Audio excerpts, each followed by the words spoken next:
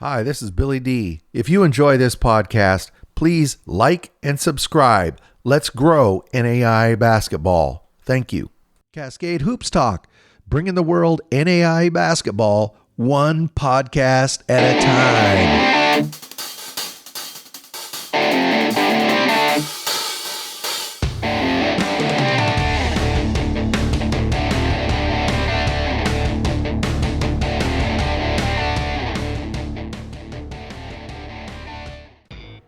Hey, Cascade Hoops Talk, this is Billy D. Today we're going to Bushnell University.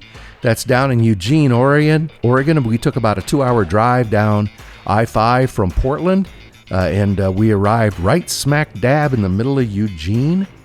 They have just a really nice urban campus there in Eugene. Look at that basketball facility. This university used to be called Northwest Christian. They changed the name a few years ago. They're right on the border with University of Oregon. The team facilities are, I would say, above average. They have pretty much everything a student athlete could need. Nice. They've made a good investment to a team room as well as a team lounge. Very well kept. Nice, clean facility there. When you get outside into the general campus, that's the social area and the cafeteria. Again, clean and well kept. The buildings there, they look like kind of homes in the area. The university has also purchased several apartment buildings in the area that they use as student housing. They also purchased a hotel, Phoenix Inn, sits on their university property. That is their primary student housing at this point. That's pretty nice. I went in that building. That's a pretty nice building right there. But as you walk through the campus, a lot of these just look like kind of older homes. Again, just kind of idyllic right there in the middle of Eugene, right next to the University of Oregon. This is one of the primary buildings, houses the library, the music center, and they're doing a lot of work. They're doing a lot of work around the campus. Then we headed back to the gym to meet with the coaches. You know, Bushnell last year, 12-17. 10-12 in conference, but they have everybody coming back. Let's speak to Coach Alexander. Hey, Cascade Hoops Talk, Billy D. Hey, I'm down here at Bushnell University, walking around the outside. I found Eddie Alexander. How you doing, Eddie? I'm doing good, Bill. You know, we actually took a tour around. You'll see the video on this podcast, but I wanted to show a deeper look at Bushnell University. It's right here in the middle of Eugene. You'll see when you see the videos and the pictures, but boy, what a beautiful setting you have here. Yeah, it's great being right next to the University of Oregon. It's a lot of activity. Traffic's going to pick up here in about 2 weeks when the U of O students hit here, but it's going to be busy. Yeah, one of the things I thought was that I didn't realize is that the fraternities and sororities are from University of Oregon are mixed right in with your student housing. Yeah. It's not always a good situation, but it can get a little bit wild. You know, we just took a tour around through your athletic facilities.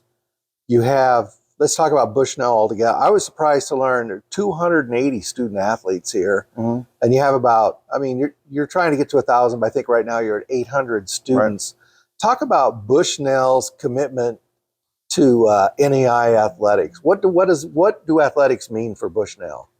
Well, obviously, with every small college, I mean, athletics is a big part of the enrollment. But it's also about just creating, we have something called the triathlete model. And it's about the physical formation, spiritual formation, and academic formation of the individual. And so really trying to focus on building the whole person and not just one aspect of the person. You know, you took over this program, I'm thinking it was like 4 years ago. 2018. So this will be my sixth season. You really rebuilt the program. You changed the model more. You tried to go more to 4-year guys. You brought in some of the guys, we'll talk about them in a moment, but several freshmen that have learned their way around the NAI, and now some of them are 5th-year seniors, several of them. But just talk about the building of the program over the last few years, some of the struggles and some of the things you've learned. Yeah, I think the biggest thing for us is that when we turned over the program, And then we went through COVID again, and it basically turned the program over once again. Being here in Lane County, we just, it was hard. And so I feel like I'm on my second rebirth of the program, and to where now I feel like we finally got the right guys, the right quality of individuals in place to really kind of build and grow from here. And then with all the stuff that's going on campus, just the building that's going on, the remodeling, the capital campaign that's been going on coming out of COVID, it's just really changed the atmosphere. And even though there was some struggles, we've been blessed through that to where we're at today. Yeah, when Eddie and I walked around, I think we added it up, and right now there's about almost $20 million worth of improvements going on. Really a beautiful campus right in the middle of Eugene. You say this goes all the way back. This was originally a Bible college in 1895. Is that 1895? Yep, and still Christian university at its core and Bible based, but very much so just kind of grown and really strives in the liberal arts to where just all the different academic areas, whether it's accounting or just business or exercise science or English and teacher education, just all aspects of education here now. So Eddie, you talked about coming in, bringing in some young guys, working through COVID. You're at the point now where your 6-year CD should pay off. I was going through your roster last night. You and I talked about it a little earlier while we were walking around. But you've got, I think, your top 6 Seven. Seniors? Seven, yeah. Yeah, and well, Luke's a junior, but you have 6 seniors? Correct. Let's just kind of walk our way through them. Spencer Hoffman, really 6'9" big guy, strong as an ox. When you first watch him work out, you think, I'm not sure how many points he's going to score. I'm not sure how many rebounds he's going to get. But he's such an efficient rebounder, and his footwork is so good. He can really score the basketball, and he's strong. Just talk about Spencer, what he's meant to this program. Coming into his COVID year, you got to be excited. Yeah, 6'10" without his shoes. So he's legit. And he's really, Spencer's been through a lot in his experience since leaving high school, which has really bode well for him in having those vast experiences for our team and kind of leader that he is. But Spencer works really hard on his footwork. He's very crafty, I like to say. And he's put in the work to have a really good season. I mean, I think he had 12 double-doubles last year. So that was something of tremendous success for him. And then just kind of going through the conference and kind of learning what the Cascade Conference brings, because as you and I have talked about, it's not something that everybody gets to experience, especially that first year guy playing on the road in all those atmospheres, whether it be C of I or OIT or Southern or Eastern and kind of just learning what the atmosphere is like on the road, playing back-to-back nights. It brings a special level of conditioning necessary. And so Spencer's really put the work in. I think he's going to have a phenomenal season. I think you're going to see his game step up even another notch from last year. We're not going to have to play him as many minutes this year either, which is going to really help him be way more efficient. And those back-to-back nights will be a lot more successful, I think, on those Saturday games as opposed to Friday even. Let's talk about a couple guys that came in together. Both had great high school careers. Mm-hmm. Their roommates, Stevie Schlayback, Caden Sand. Caden Sand's dad played here, Matt. And Stevie Schlayback, leading scorer at Tigard High School, a 6A high school up in the Portland area. Both came in with high promise. How do you what do they look like so far? If you had any open gyms, been able to see them play? So we've had some open gyms. I mean, Stevie, gets the ball in the mid range and he just goes to work on guys in open gym, and he's just a bucket getter. He knows how to get his buckets, and so he's just Stevie. He can shoot the ball. Yeah, and it doesn't really matter from what position. He's just nothing fast, not going to blaze by you, but he's sneaky, quick, and he can really leave the ground quickly with his mid-range jump shot. And So we expect to see more of him. 3-time first team all conference, 1-time honorable mention, and 1-time co-player of the year. So, I mean, we expect this to be a phenomenal 5th year for him with his COVID year. And then Caden Sands, same thing, 5th year COVID year. He's been starting for us since his freshman year. Yeah. Very super athletic. The part that's changed in Caden's game is his mental side of things, to where he's really matured, really learned a lot about himself off the court, and able to control a lot of his emotions that have worked against him in the past. So far in open gyms, I mean, he's been the best player on the floor every night thus far. And we have a lot of talent, and obviously, Stevie and Spencer being first team all conference last year, and Caden not getting any all conference nods.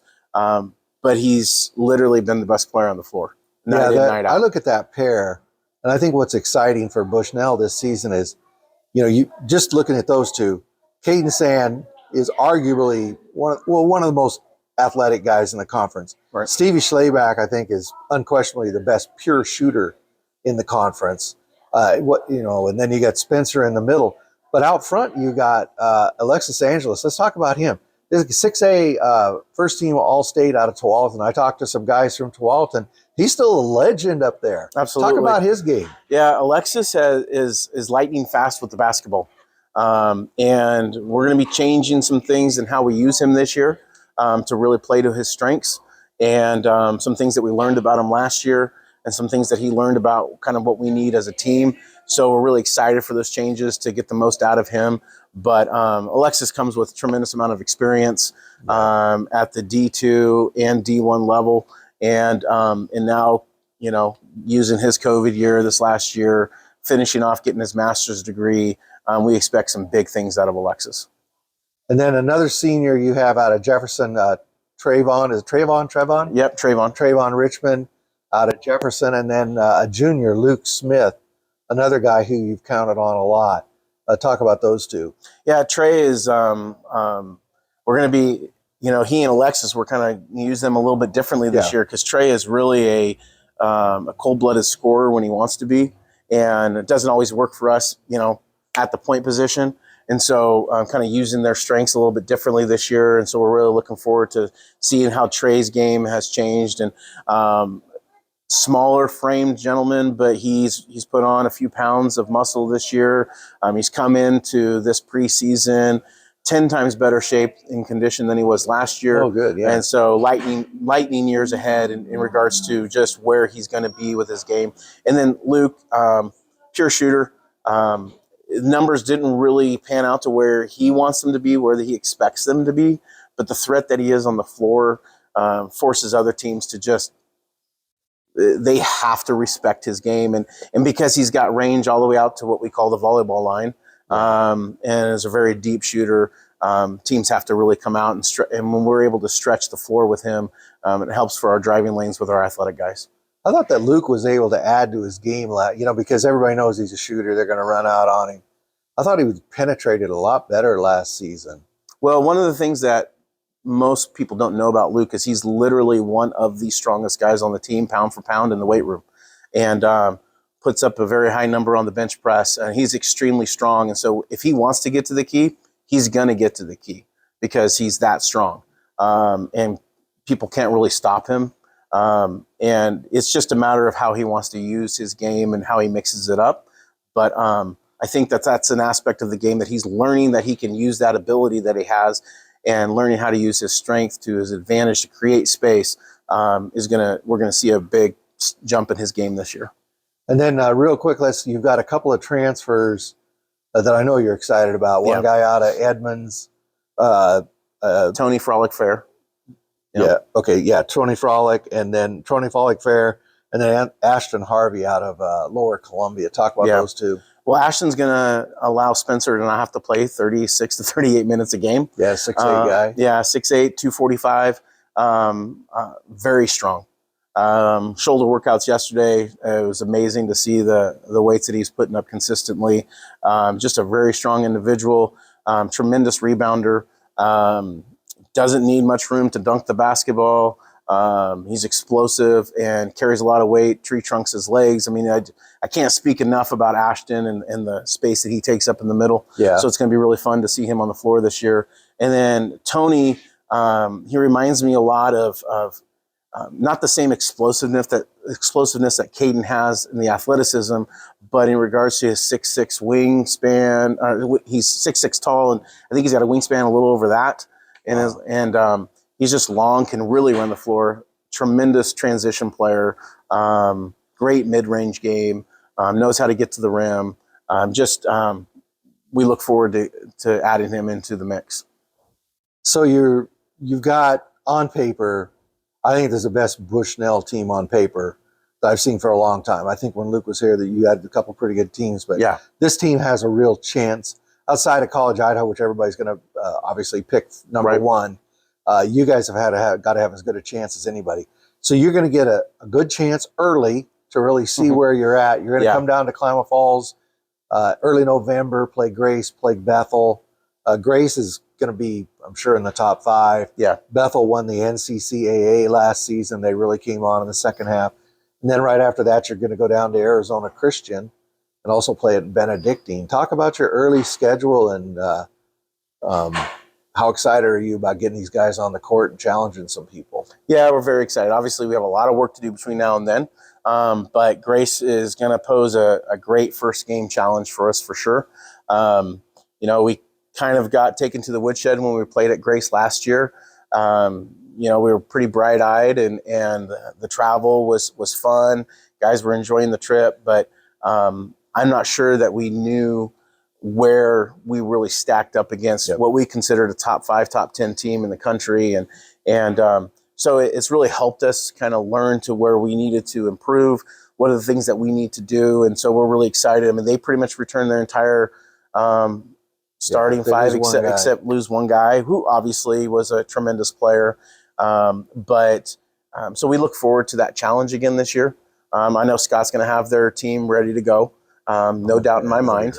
So we look forward to that. And then obviously Coach Draven's going to have a good team. It's going to look completely different, I think, from last year, although Drew Lutz is back. Yeah, Drew did come dropped back. 40 on us last season. So if we can do better and try to contain him, they have a new roster quite a bit this year. So it's going to be interesting kind of seeing where they're at and watching them on film and seeing what challenges they're going to pose this year. So we really look forward to both those games. And then going to Arizona, we made a 3-game trip out of it: Benedictine Mesa, Arizona Christian, and Embry-Riddle. Oh, okay. I didn't see Embry-Riddle. Okay. Yeah. So we're going to play 3 games down there. We're going to be there for a week.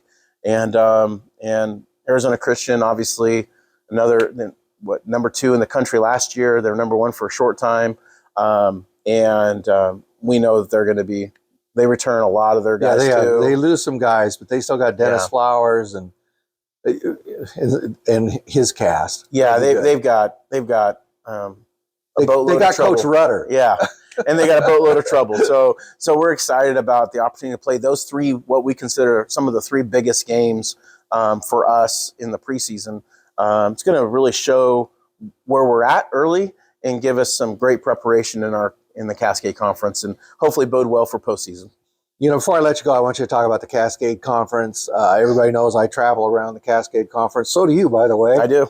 But you're actually in a pretty good spot here in Eugene. Yeah. You're pretty centralized. Talk about the travel and just talk about some of those trips you have to take. And the fact you play back-to-back. Yeah, that's something that I think we're the only conference in the country that does that, plays back-to-back. Our closest game is our rival, Corbin, which is, 55 minutes up the road. That's our closest game. It's our only non-overnight weekend trip or trip. Every other road trip requires a night stay, whether we go to Portland, which is a couple hours away, and play Warner Pack and Multnomah. We go up to Washington, Kirkland, Washington, and play Northwest, and down to Olympia to play Evergreen State. So that's a overnight trip because it's 7 hours up to Northwest. Yep. When we go out to OIT and Southern, Southern's 3.5 hours south of us, and OIT's a 2.5 to 3 hour trip over into the Central Oregon. So, those trips require overnight stays because we play those teams back to back. Going out to playing Walla Walla, Washington, which is in southeast Washington, Right. and then going into Idaho the next day and playing Lewis and Clark State. And then the trip that really gets us is the Eastern Oregon College of Idaho road trip, where we, it's a 7-hour trip over to Eastern Oregon. We lose an hour, travel through the night, That's right. get to College of Idaho the next day, play 22 hours later, actually 21 because of the hour time change. And the recovery and the road trip is extremely difficult. Then you're playing the number one team in the country. The Saturday game is at 5:00. Yeah. So you play late Friday. You have to turn around and play early Saturday. The trip I despise is that drive from Walla Walla over to LC State. Well, I'm on our charter bus, so I'm just watching film, so I can't really say anything about the trip because I'm not paying attention. My bus driver deals with that. There's a lot of driving out here in the Northwest to watch basketball. Yeah, we're on the road quite a bit. I mean, so it's no big deal for us to be gone for 3 to 4 or 5 days. I mean, that's a normal weekend trip for us to get our 2 games in, and so we're not sleeping in our bed quite often, and so that's a different challenge. The Cascade Conference is going to have a little bit different look. We talked about College of Idaho. Colby's going to be loaded up. Yeah. You got everybody coming back, but you finished down in the conference a little bit. People they're not going to expect that much from you. But Eastern, Corbin, and Southern, they're all turning over their rosters. Yeah. And LC State, they went out and they loaded up with some JC transfers. I'm not really sure what the conference is going to look like, except for I bet you the Cascade Conference is better than last season. Well, it's going to be better, and even you can add Multnomah into that. Yes, exactly. They return their 2 best players, and Coach Teo up there has just pretty much turned over the rest of the roster full of real high quality junior college players. So, I mean, they're going to pose challenges to teams. They have some really good players that they've signed, and so I think that you add all of that up within our conference. I think C of I obviously is the class of the class. Everybody else in conference, they're there until somebody can beat them. Yes, yeah. But 2 through 8, 2 through 9 is really open play. I feel like I'm really looking forward to going over to Multnomah on September 22nd. They're going to have a media day, but they've got big Tyrese Taylor, arguably one of the just strongest big guys in the country, arguably. Yep. And then Nayland Block. He's probably the most underrated basketball player in the country. Yeah, he's a tremendous one-on-one player. Yeah, he can. Yeah. And so he's got that to build on. Then they brought another big guy over from Point who had played at Kentucky or somewhere, Nebraska. Anyway, they brought in some players. So it'll be interesting this season. Well, Eddie, I really appreciate you inviting me down here and spending some time here in early September to talk Bushnell basketball, Cascade Conference basketball, and NAI basketball. Yeah. All my favorite subjects. And I'll see you in early November. Yeah, over there in K Falls. Hey, that's Eddie Alexander here at Bushnell. Thank you again, Eddie. And we'll see you in November. Hey, thank you very much to Eddie Alexander and the entire staff down there at Bushnell. The Bushnell Beacons really enjoyed our time there. Make sure you stay tuned right here. Catch every episode of Cascade Hoops Talk, and please like and subscribe. Thank you very much for supporting our podcast. Please like and subscribe. Get out to your local NAI school because NAI basketball is the best entertainment value in America.